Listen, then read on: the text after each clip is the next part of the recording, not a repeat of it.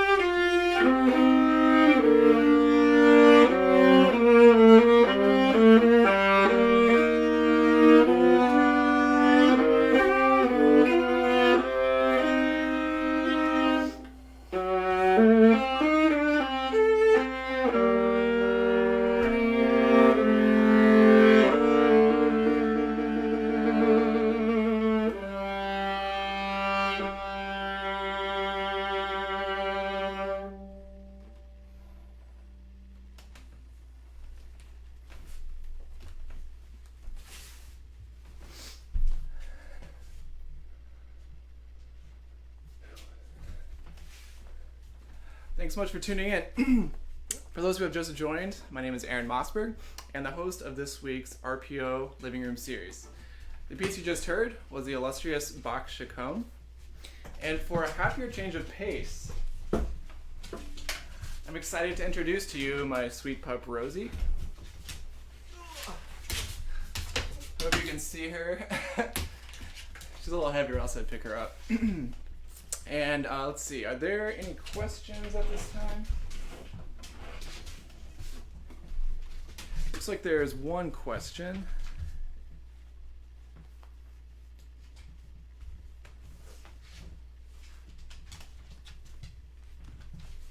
Let's see, which one is this?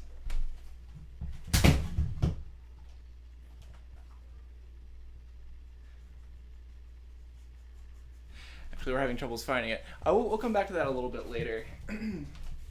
Let's see. This next piece is short and sweet, and is one that I've enjoyed playing all throughout my life. Flight of the Bumblebee by the Russian composer Nikolai Rimsky-Korsakov. It is most commonly heard on solo instruments, although it was originally composed as an orchestral interlude to the opera The Tale of Tsar Sultan, which was composed just before the turn of the 20th century. If you've never had the pleasure of hearing this piece performed, it likely won't take long to figure out why it's titled Flight of the Bumblebee.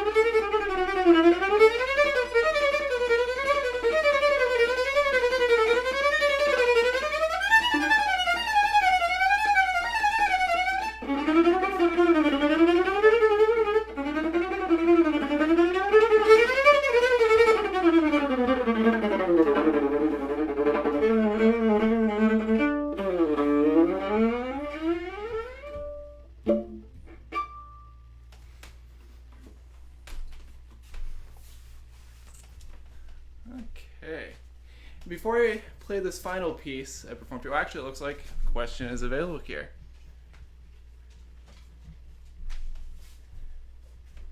Question, what is it like to play this, I'm assuming Bach Chacon, on viola versus the violin? I've never actually played on the violin, even though I started on violin at a young age. I started when I was 5. I switched to viola when I was about 15, and I never actually had the pleasure of playing the Bach Chacon on the violin. I actually worked on it with my teacher Peter Slowick at the Oberlin Conservatory, and so I wouldn't know what it's like playing it, and I guess it's probably a good thing because the tuning is actually different.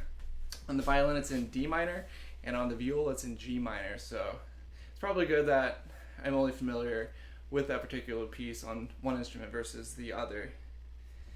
And let's see, I have another question here. How many hours a week do you practice? It generally varies. Some weeks I practice a lot. I try to stay consistent though, where, you know, even if it's an hour a day, so much better than even skipping a day and trying to make up for it later. Being consistent is really important. And a time like this is actually particularly challenging because, you know, you don't have work, you don't have a routine. So coming up with projects like this are really helpful, you know, finding what kind of music you enjoy, what inspires you, and then having a way to share it with others. So more recently, yeah, I've been able to work back to try to aim right around 3 hours a day, sometimes more, sometimes less.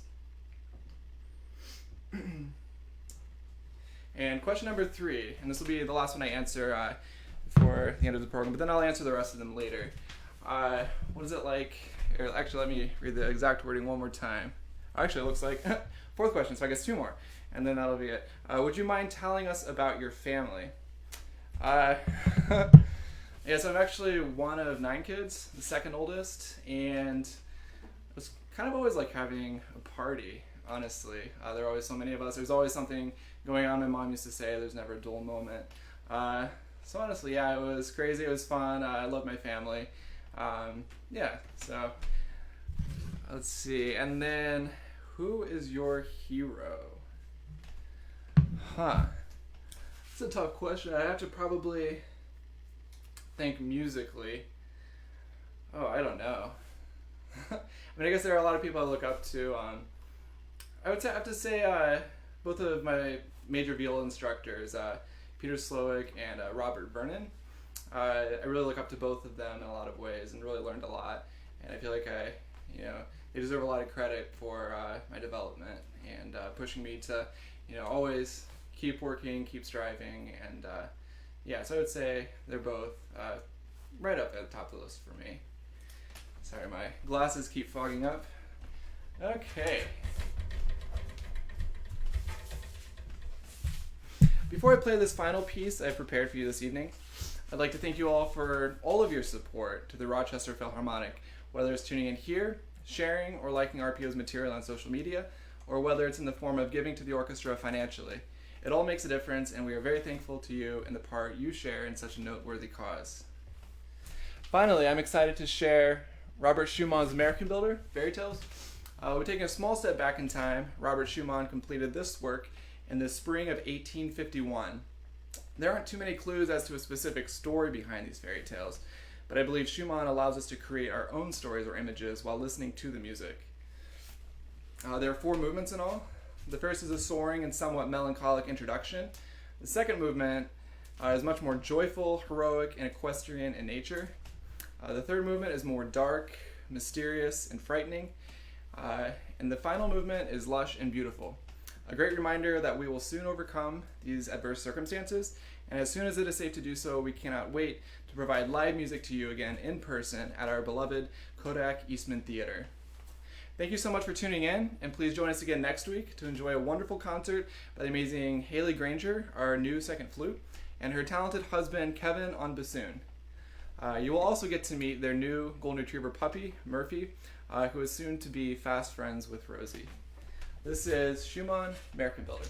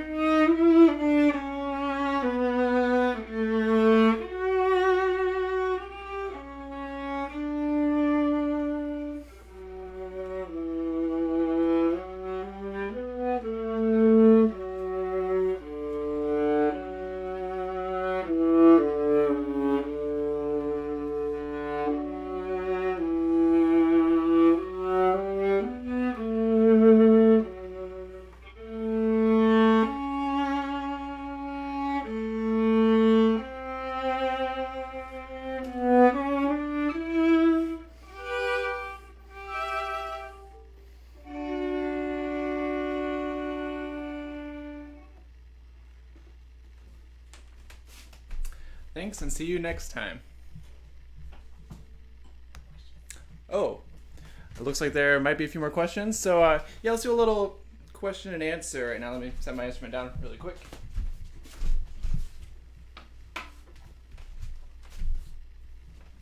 Okay. Let's see. Question 5. It looks like there are 2 questions. Do your siblings all play instruments? So let's see here. Yeah, so actually we all used to play violin. We all studied with the same Suzuki teacher. My oldest brother Caleb was 6 when he started, and it looked like he was having a lot of fun, and story goes that I wanted to have fun as well. So I started on violin, and from there we all eventually picked it up. Several of us studied piano seriously, and then yeah, it was when I was a freshman in high school when I switched to viola and decided to focus more on that. So we all play different instruments. Some of us have stuck with it. Others of us have gone on to pursue other passions. What is the next RPO radio broadcast? Yeah, so there's the radio broadcast or the rebroadcast, and that happens every Monday on WXXI at 8 p.m. So that'll be this coming Monday, and it looks like what we have on the program for that is Cozy Fan Tutti with Ward Stair conducting. So that'll be this Monday, 8 p.m. WXXI. If you don't live in Rochester, you can still tune in on their website. They have a live stream there. And let's see. Yeah, there's a Facebook group, RPO WXXI 91.5 radio broadcast. So in addition to the broadcast on WXXI, there's also a group on Facebook where musicians from the orchestra chime in, and we talk about what our experiences were like. If anybody has questions there, there are plenty of people to answer. And that's usually hosted by a couple of members of the orchestra. So there's also that Facebook group for anyone who would like to follow the live group chat. And somebody wanted to see Rosie again, so I'll try to pick her up this time now that I don't have to play anymore. Rosie, come here. So anyway, this is Rosie. She is coming up on 3 years old. So yeah, she'll be 3 June 20th, so that'll be here before we know it. Let me just double check, see if there are any other questions here. And somebody asked if I'm seeing anyone. I actually have my lovely girlfriend here helping to moderate and find or answer the questions you have. So anyway, well, it looks like that's pretty much it for today. So anyway, thank you so much for listening. Really appreciate it. And come back again next Saturday, same time, 6 p.m., same place, Rochester Philharmonic Orchestra's Facebook page. So thank you so much, and see you next time.